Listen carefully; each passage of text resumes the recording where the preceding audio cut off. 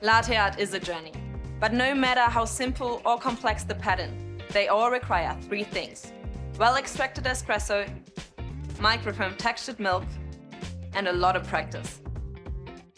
A high-pressure steam wand using a powerful steam pressure at around 130 degrees Celsius is essential for creating silky taste and velvety mouthfeel.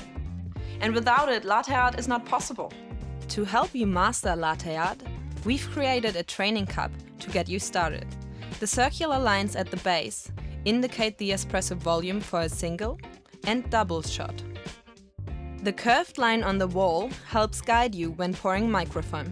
Let's see a demo. Start with the jug up high and tilt the cup to increase the surface area of the espresso, using the dotted line as a guide. Pour a thin, constant stream of microfoam to pierce the center of the crema. As the cup starts to fill, stop before you hit the line and tilt the cup more upright. Then bring the tip of the jug close to the surface of the milk, almost touching it. At this point, a white dot will start to appear.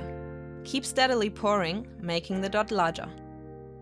So you finished with the dot, but this is the first step in creating the heart, the tulip, and the rosetta.